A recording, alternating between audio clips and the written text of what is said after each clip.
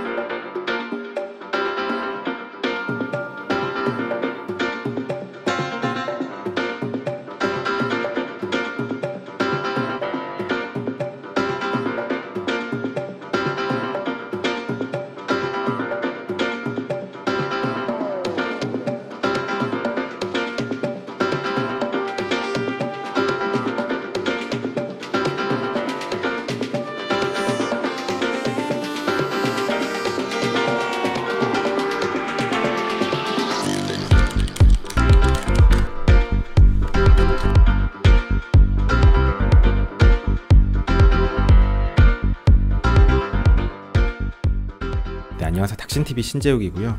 최근에 시놀로지 8베이 디스크 스테이션 나스 DS1821 플러스라는 제품을 구입했는데 이 제품을 구입하고 느낀 점에 대해서 간략하게 말씀드리도록 하겠습니다. 일단 저의 용도에 제한해서 말씀드리자면 결론부터 말씀드려서 괜히 산 건가? 이런 생각이 좀 들기는 합니다. 그 이유에 대해서 지금부터 간략하게 말씀드리도록 하겠습니다. 일단 저는 나스나 서버 관련 제품의 전문가는 아닙니다. 그냥 일반인 수준에서 데이터를 많이 다루고 그 데이터를 백업하는 거에 대해서 고민을 많이 했던 사람이고요. 예전부터 DSLR 사진을 많이 찍었는데 로우 데이터로 촬영을 많이 했기 때문에 여담이지만 DSLR의 가장 큰 장점은 1번 하나를 꼽자면 저는 외장 플래시라고 생각하고, 두 번째를 꼽자고 생각하면 판형이라고 생각하고, 세 번째를 꼽자고 생각하면 로우 파일로 사진 촬영을 할 수 있다는 게 큰 장점이라고 생각합니다. 사실 로우 데이터로 촬영을 하면 노출도 맞추지 않고 그냥 막 찍어도 사실 사진을 거의 다 살려낼 수가 있죠. 그만큼 로우 파일로 촬영을 하는 거는 정말 강력한데, 약간 과장하면 로우 파일로 촬영을 하다 보면 데이터 크기가 어마무시하게 커지고, 그래서 예전부터 저장 공간에 대한 고민을 많이 해왔고요. 최근에는 유튜버로 활동을 하면서 스틸 사진은 거의 찍지 않는데 이제 4K 촬영을 하다 보니까 저장 공간이 많이 필요하게 됐고,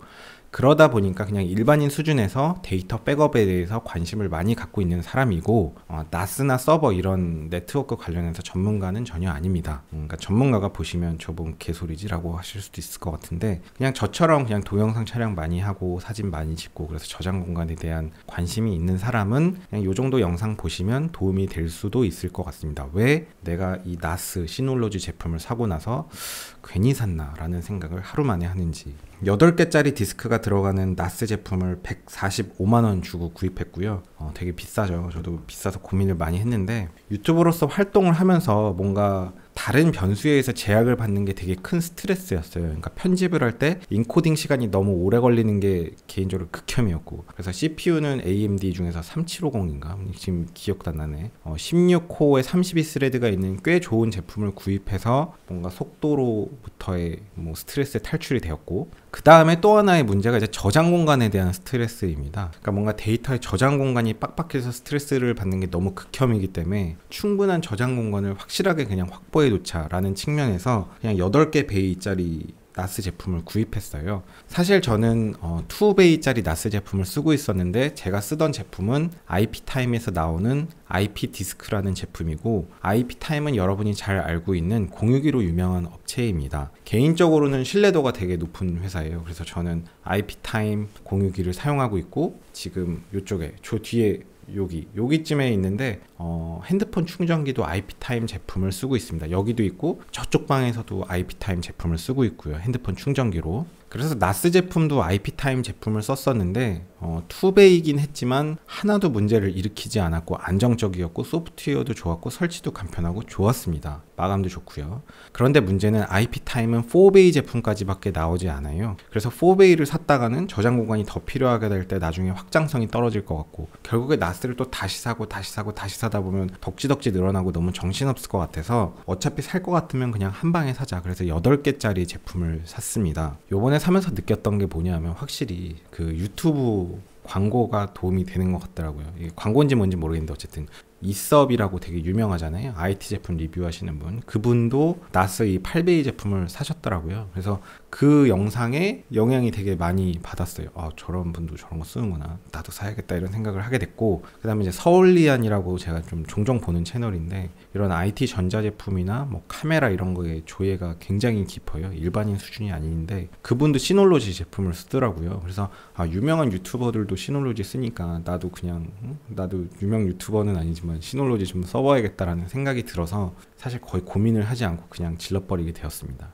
어떻게 보면 제가 하는 직업의 영역이니까 약간 가격 민감도가 조금 떨어지는 충동 구매를 하게 됐고요. 어차피 살 제품이라고 생각해서 비싸지만 그냥 질러버렸습니다. 근데 질르고 나서 설치하고 나서는 사실상 약간 이거 괜히 샀나? 라는 생각을 하게 되는데, 그 이유를 말씀드리면은 시놀로지라는 제품은 사실상 소프트웨어 가격이 80%라는 말이 있어요. 150만원짜리 제품인데 막상 설치해 놓고 나니까 제가 쓰는 방식으로 그거를 이용한다면 한 100만원은 날린 것 같다는 생각이 들기도 하더라고요. 그 이유를 말씀드릴게요. 일단 저는 약간 성격이 생각보다는 이렇게 보수적인 성격이라서 새로운 제품, 새로운 소프트웨어에 그렇게 익숙하지 않은 스타일입니다. 그래서 뭐 안드로이드 핸드폰은 쓰고 있지만 애플이라는 그 OS가 저한테는 익숙하지 않아서 애플이라는 제품은 이번 생에 쓸 생각이 없어요. 익숙하지 않은 걸 새로 배우는 게 너무 힘들어서. 근데 이제 시놀로지라는 나스는 그 뭐더라? 까먹었네.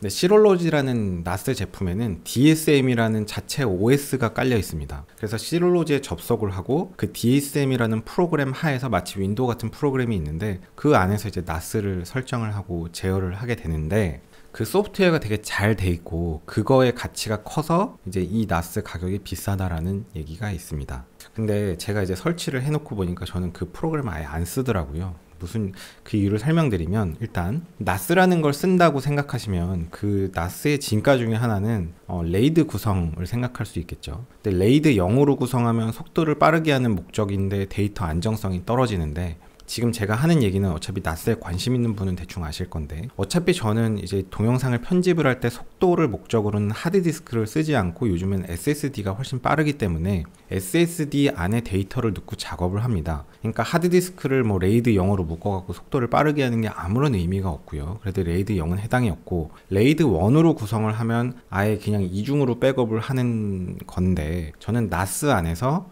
레이드 1으로 이중 백업을 하지 않습니다. 그 이유는 이따 말씀드릴 거고요. 레이드 5로 구성을 해서 하드디스크 하나를 날리더라도 복원을 할 수 있는 시스템으로 구성을 하는 게 보통 일반적인 나스 구성하는 분들의 세팅일 텐데, 그게 나스 제품의 어떻게 보면 진가일지 모르겠네요. 그런데 저는 레이드 5로도 구성을 할 생각이 없습니다. 역시 그냥 뭔가 직감적이지 않은 구성이 좀 불안해서 그렇습니다. 레이드 5로 구성을 하면 정말 하드디스크 하나 날라갔을 때 뭐 어떻게 해야 될지 내가 늘 해본 적이 없기 때문에 좀 불안하기도 하고, 제대로 안 되면 다 날리는 게 아닌가 그런 생각이 좀 들기도 해서 그렇고요. 결국 저는 물리적으로 구분된 레이드 1 구성을 하는데, 나스는 마치 외장 하드디스크처럼 씁니다. 8TB 하드디스크 4개를 꼽아놓고 지금 현재 32TB의 일종의 외장 하드처럼 쓰고 있고요. 메인 컴퓨터에도 8TB 하드디스크 4개를 꼽아서 32TB를 지금 구성해 놨습니다. 그래서 항상 SSD에서 작업을 하고 작업된 데이터는 메인 컴퓨터에